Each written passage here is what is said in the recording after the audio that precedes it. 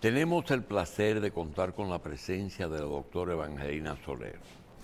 Durante todo este tiempo, estos años, que ya son 4 y un poco más, que hemos tenido el coronavirus, los neumólogos han tenido el protagonismo en estas enfermedades, en esta enfermedad. Sin embargo, a pesar de que la doctora Soler es quizás y sin quizás la profesional de la neumología que más nos ha ayudado a informar a los televidentes de este programa, quedan todavía algunas informaciones, interrogantes, sobre todo ahora que parece que hay o un retorno del COVID o una forma diferente de enfermedades respiratorias.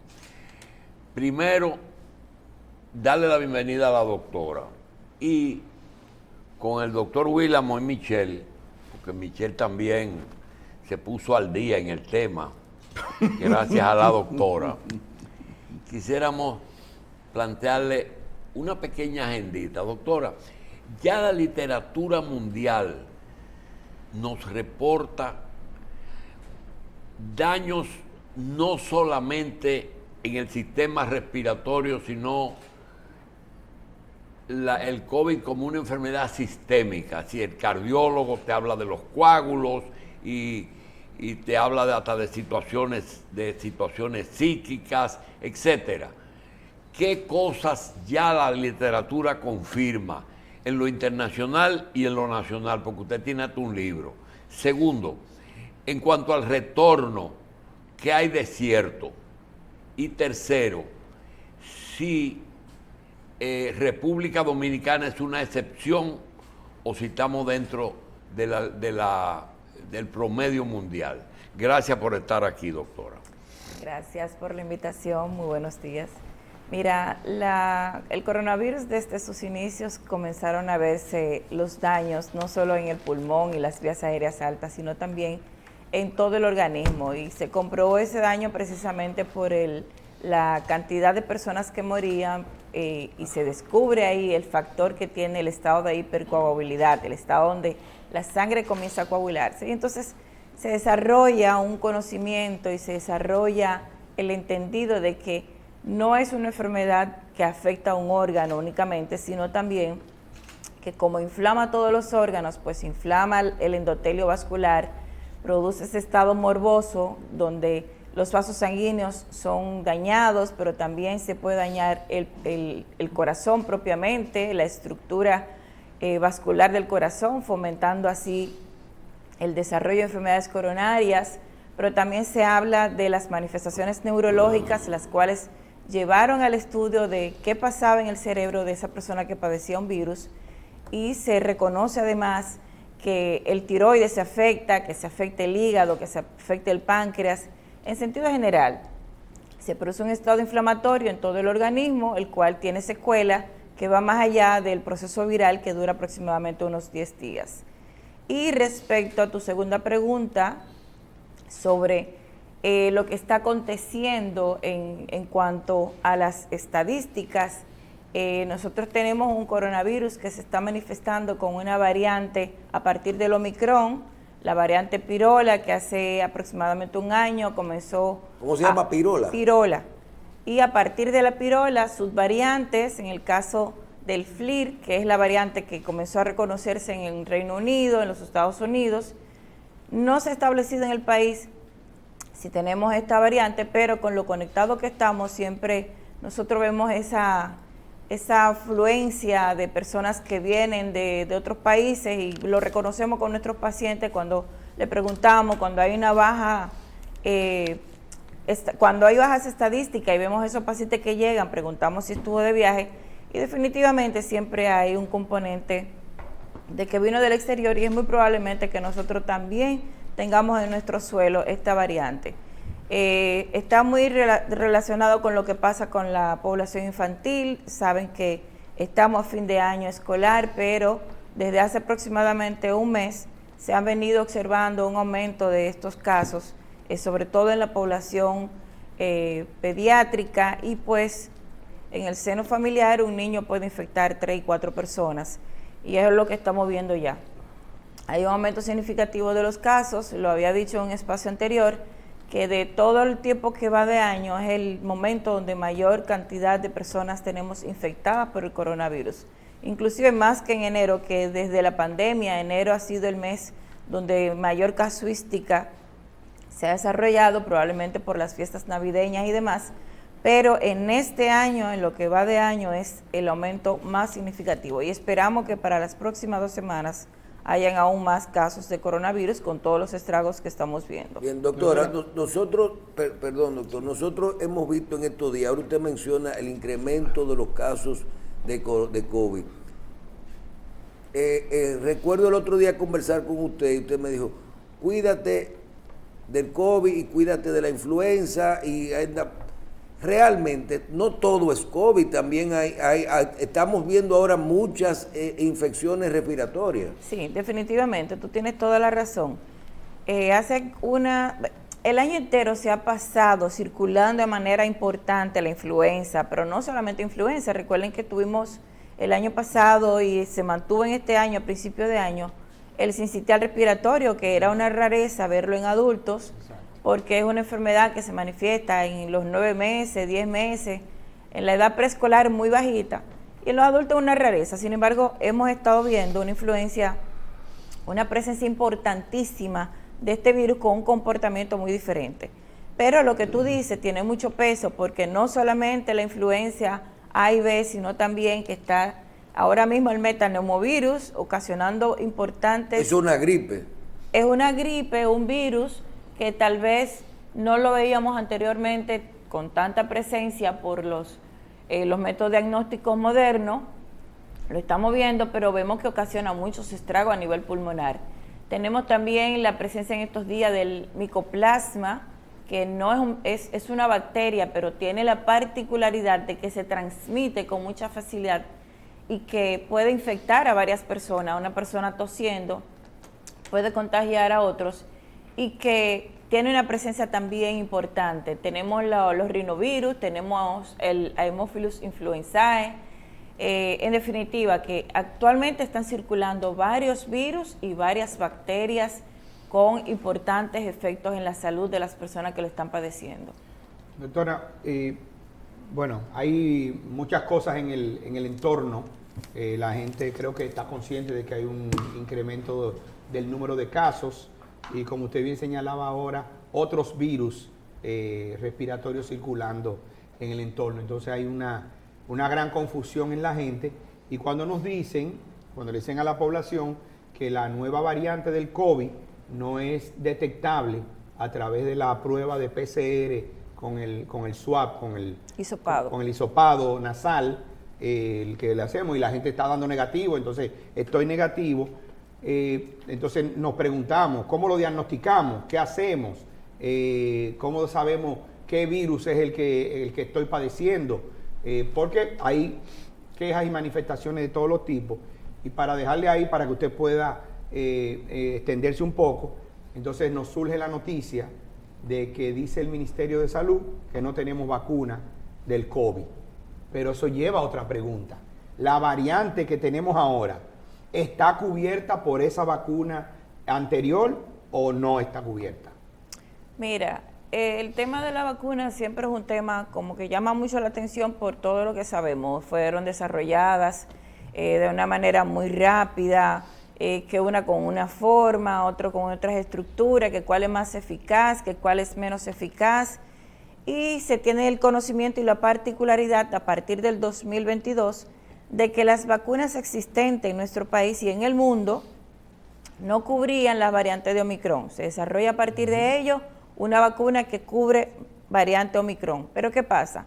Con las subsecuentes variables o variantes de esta Omicron, se tiene el conocimiento, y es lo que pasa con la vacuna tetravalente, que es la que está en los Estados Unidos y en otras partes del mundo, de que no cubre esta variante que tenemos actualmente. Entonces, tú dices, ¿para qué? ¿Para qué invertir con una vacuna que realmente no te va a cubrir y que la gente igual se va a infectar, y que además la gente misma no quiere, porque a mí me lo han manifestado y yo me pongo a leer los comentarios de la gente en la prensa y te dice claramente no se quieren vacunar. Entonces, los centros de vacunación, las vacunas finalmente se perdieron, aunque nuestra población se vacunó prácticamente en su totalidad, pero ya quedó mucha vacuna en los centros de vacunación que la gente no acudió a colocarse. Pero entonces, al inicio de la pregunta, o sea, le decía, tenemos varios virus, no se detecta, la gente tiene curiosidad sobre eso. No es ¿Por qué ahora no lo detecto con el hisopado nasal? ¿Y qué hago entonces? ¿Dónde lo encuentro? ¿Cómo sé si es COVID o no es COVID? Mira, yo te puedo decir que tengo una población de personas que vienen con historia ya, o sea, vienen complicados.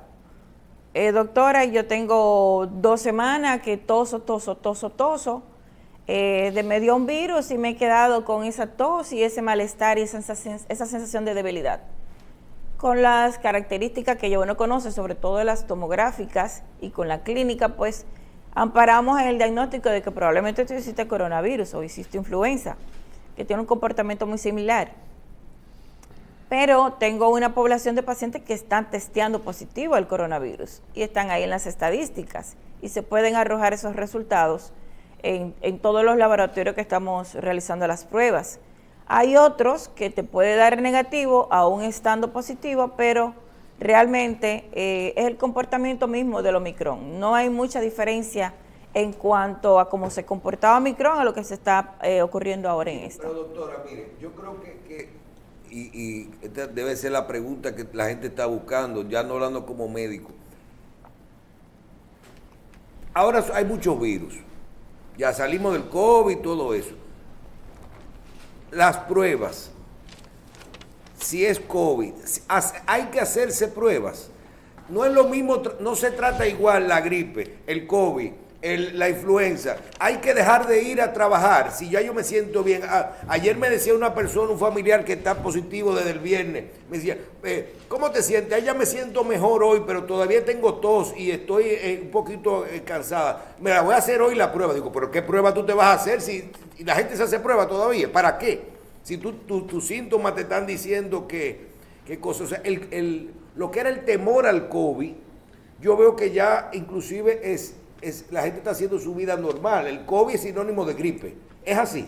No, para nada. El COVID no puede ser sinónimo de una simple gripe que tú te tratas en la casa con un té y tomando acetaminofén y tomando lo que habitualmente tomamos para una simple gripe. Y hay que hacerse la prueba, Michelle. Aún el costo sea elevado, hay que hacerse la prueba, hay que hacerse...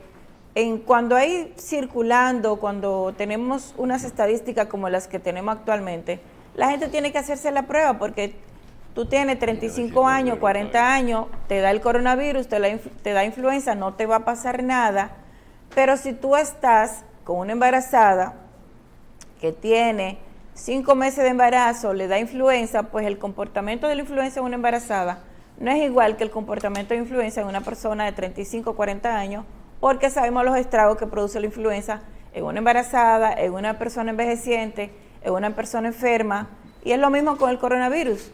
Entonces hay que hacerse las pruebas y no se puede tomar a la ligera. El COVID no es una simple gripe. Todo el que le ha dado COVID y tiene algún tipo de enfermedad que le acompaña, ya sea hipertenso, ya sea tumores, ya sea que esté embarazada, ya sea envejeciente más de 65 años, sabe lo que le ocurre cuando le da el coronavirus. Y hay muchas personas que tienen otros factores de riesgos, la obesidad, aunque la gente no lo toma como un factor de riesgo, hay otros estados de enfermedad que la gente no reconoce o que no sabe, y que cuando te dan estos virus, sencillamente se despierta. Yo tuve recientemente un caso de una persona que fue ingresada, y el entorno familiar estuvo totalmente enfermo, o sea, más de 5 personas enfermas, y la paciente le ingresaron, una persona envejeciente, y ahí se descubre que tenía un problema cardiovascular y sencillamente viene el desenlace que no queremos. Entonces, no puede tratarse en estos momentos, las personas que tienen tos, que tienen fiebre, que tienen manifestación respiratoria, no pueden tratarse como que tienen una simple gripe. porque hay tratamiento para la influenza, hay tratamiento para el coronavirus, y es un tratamiento diferente y especializado. Y la gente lo ha visto. Es muy triste, muy penoso que la gente entienda, todos tenemos gripe, no vamos a tomar las cosas que habitualmente tomamos, el té caliente, el acetaminofén, lo que sea, pero cuando cae un familiar que tiene un factor de riesgo y llega a cuidado intensivo y llega un desenlace fatal, entonces la gente se lamenta no haber tomado las medidas necesarias. El COVID nunca ha sido algo para tomárselo a la ligera, nunca ha sido la influenza para tomárselo a la ligera. Están ahí las estadísticas del CDC, están las estadísticas mundiales de la gran cantidad de personas que mueren anualmente por la influenza y están las estadísticas de las personas que murieron por el coronavirus. Entonces no hay que tomárselo a la ligera. Bien, doctora, hay una preocupación respecto al... Ya está bien, la gente pasó, tuvimos esa epidemia de COVID, la gente tomó se vacunó y todo eso, pero ante la situación actual de los virus a los cuales usted nos está mencionando que estamos expuestos, ¿qué precaución especial o hay algún motivo válido de preocupación para aquellas personas que no se pusieron ni una sola dosis de la vacuna? Bueno, ya la vacuna no es el tema, porque se hayan puesto 4 o 5 dosis, no hacen nada para lo que estamos viendo ahora. Omicron no tiene nada que ver con las vacunas anteriores. Sí, ok, pero o sea, la inmunidad de una persona que no se haya vacunado ante una de las cepas actuales que están circulando de influenza o de COVID o lo que sea, no tiene ningún tipo de... No incrementa riesgo. No, para nada. Como la doctora explicó anteriormente, o sea, si ya la vacuna que existe no está tratando las variantes nuevas, el que tú no te hayas vacunado anteriormente no tiene un impacto en eso. Okay. Probablemente lo que tenemos es más inmunidad colectiva, ¿no? Sí. Sobre el tema del COVID y podamos atacar a sus variantes. Pero definitivamente, doctora, el COVID, y como usted le explicaba ante la pregunta de Michelle, no es una enfermedad necesariamente, no es respiratoria, porque usted explicó al principio, es una enfermedad sistémica, inflamatoria y que tiende a la cronicidad en mucha gente. Entonces, pero sigue y fíjese la inquietud de Carlos. O sea, me vacuno o no me vacuno, pero con todas las controversias que surgen alrededor de la vacuna también. ¿Hay alguna razón? ¿Podemos decir que hay algún estudio que demuestre que las vacunas están siendo causantes del incremento de enfermedades tipo trombóticas, tipo infarto, ACV, etcétera? ¿O pudo ser también una misma secuela de haber tenido un COVID, lo hayan diagnosticado o no? ¿Cómo se está viendo eso hoy en día? Bueno, mira, cuando comenzaron las vacunaciones de AstraZeneca, se observó que muchas femeninas estaban desarrollando trombos. Se suspende la vacunación con Astra y comienza a estudiarse en ese sentido. Recientemente AstraZeneca reconoce que sus vacunas está asociada a la formación de trombos, sobre todo en mujeres. Eso está ya reconocido. En cuanto a la vacuna de Pfizer, pues también se hizo el reconocimiento de la inflamación en algunas personas jóvenes que estaban presentando derrame pericárdico, inflamación a nivel cardíaco. Todo eso está bien establecido, pero no podemos adjudicar que la presencia de trombos, que las secuelas que han quedado en ese sentido y que el desarrollo de enfermedades trombóticas, tanto en las extremidades como enfermedades de los vasos, como también el cerebro y enfermedades cardíacas, están necesariamente implicadas las vacunas, porque sabemos que el coronavirus es una enfermedad que inflama las arterias, que inflama la íntima de los vasos y que es una enfermedad que es protrombótica. Lo vemos con ese simple hecho de desarrollar una pruebita del dímero D. Las variantes anteriores, esta variante no mueve tanto el dímero D, pero las variantes anteriores, sobre todo la Delta, tú tenías un paciente que comenzaba con síntomas 3 o 4 días, ya tú comenzabas a ver cómo se movía el dímero D, que es el resultado de esa degradación de fibrina y de ese daño vascular. Pero muchas cosas incrementan el dímero D, no solamente el COVID. Definitivamente. O sea, se puso de moda el dímero con el COVID y se vino a la conciencia de la población una prueba que no conocía, que se llama el dímero D, pero que no está necesariamente asociada al COVID. No, no está necesariamente asociada al COVID porque tú tienes otros estados de salud que lo pueden alterar, un cáncer, hasta una cirugía reciente, un estado de hipercoagulabilidad por cualquier enfermedad hematológica. Sin embargo, cuando tú tienes un paciente con coronavirus y tú tienes un dímero D elevado y sobre todo si tú tienes el historial del paciente, tú no te vas a quedar con los brazos cruzados y a ese paciente hay que tomarle atención debida, por lo menos repetir, para tú valorar si es medicable o no es medicable. Y entonces, doctora, porque ahora sí se me puso compleja la cosa. ¿Quién atiende el COVID? Bueno. ¿Cuál es la especialidad que le toca al COVID? Porque ya sabemos que no es una enfermedad... No. No es una enfermedad respiratoria. O sea, tiene afectación respiratoria inicial, pero después todo lo otro que viene va más allá de la enfermedad respiratoria.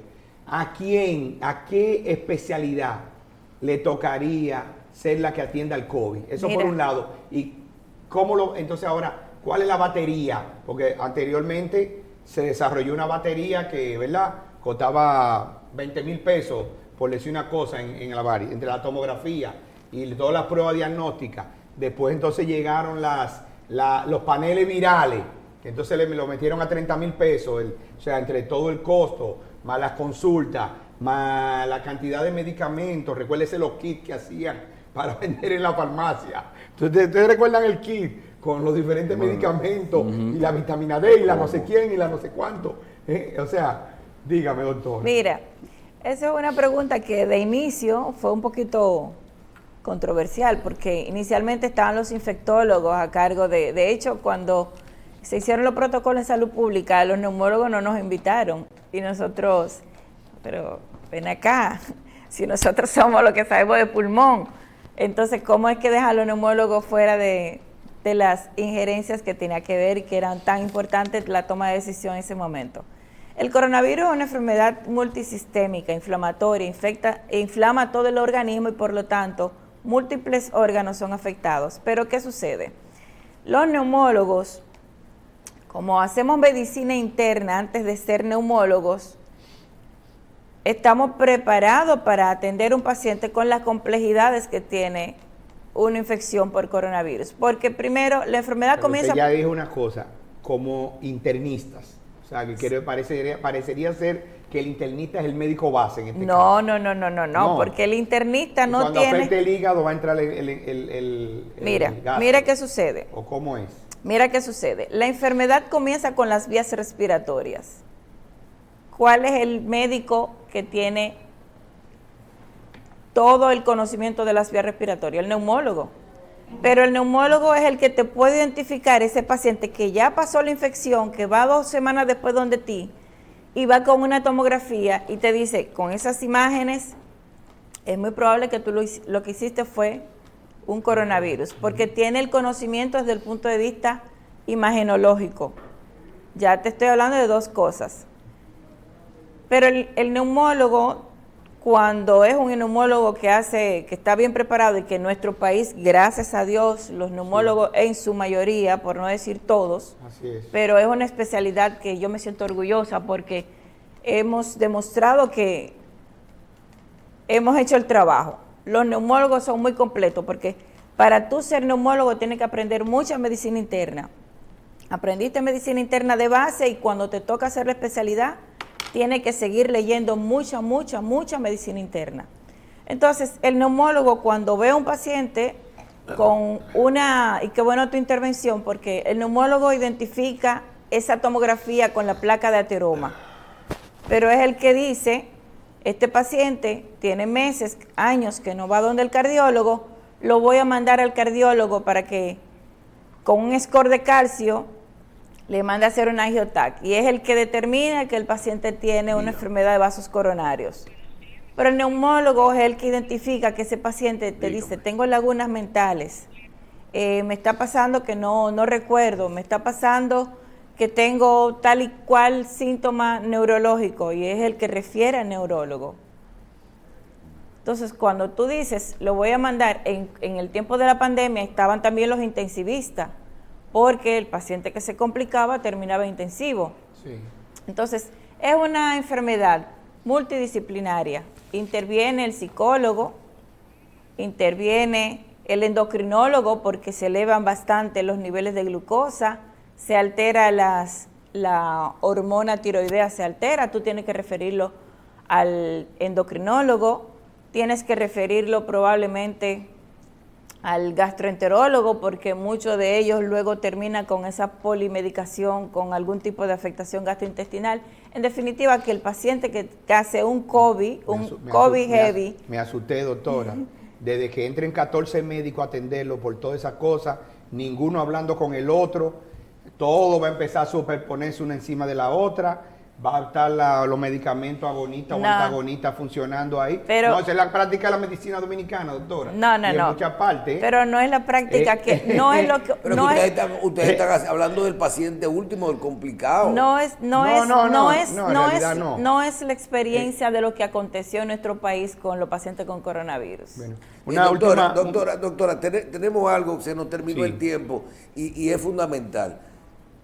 ¿Qué hacer ahora? Ya usted nos dijo, hágase su prueba si tiene síntomas de gripe, pero el tema de la actividad, ¿se trata a nivel de trabajo, de mascarilla, de aislamiento? Porque yo no veo en nada medidas como las que vimos al principio, cuando se habló de COVID, de aislamiento, de prevención y cosas. ¿Qué hay con ese tema de la mascarilla, el no aislarse? En una casa ayer... A uno de los miembros de la familia le dio COVID. Sacaron a los niños y a los viejos de la casa y ya esa persona vive sola de nuevo. Ese es el procedimiento. Si tú tienes una persona con coronavirus, tú sabes que va a infectar al entorno porque es muy infectocontagiosa, al igual que la influenza. Entonces, si tú tienes factor de riesgo, tienes una enfermedad coronaria, tienes un tumor, tienes diabetes, eres obeso, si tú te quedas ahí porque tú quieres enfermarte y quieres... Y el que da positivo ya debe de tratarse como gripe, como si tuviera ir a su médico, pero debe de suspender la actividad, vamos a decir, de ir al supermercado, de ir a su trabajo, todo.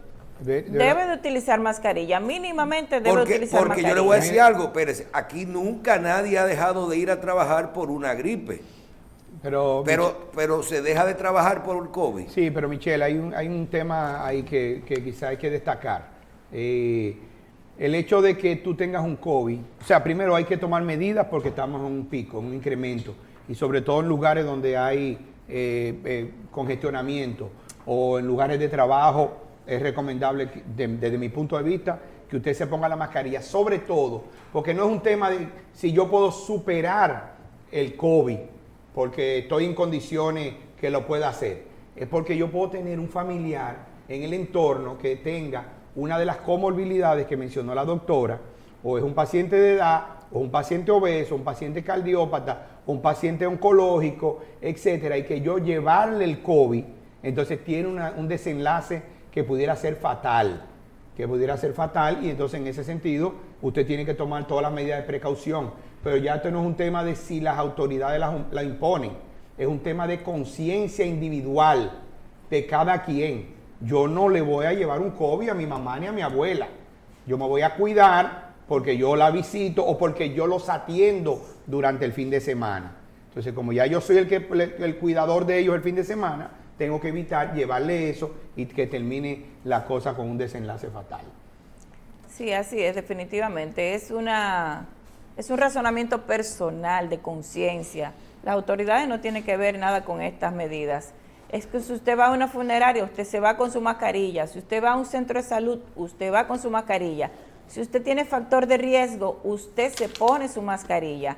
Y si hay una persona enferma en el trabajo, pues que no vaya, porque va a contagiar en ese entorno tan cerrado, va a contagiar 4 o 5 y van a caer enfermos al mismo tiempo y se va a producir entonces un problema laboral. Claro. Entonces la persona que está enferma, que acuda al médico, que busque la licencia pertinente, que utilice su mascarilla. Si usted va al supermercado, ponga su mascarilla, no contagie a otros, y es una cuestión de conciencia. Bien, vamos a agradecer a la doctora. Ya hay muchísima gente haciendo preguntas. Le vamos a tener que decir que todas esas preguntas, que los pacientes cardiovasculares y de todo eso. Doctora, gracias por estar con nosotros y queremos recordar que la doctora Evangelina Soler, aunque a ella no le guste, usted la puede buscar en sus redes, es fácil, doctora Evangelina Soler, y también puede estar en Corazones Unidos, ¿verdad, doctora? Corazones Unidos, doctora Evangelina Soler. Gracias por estar con nosotros. Siempre un placer.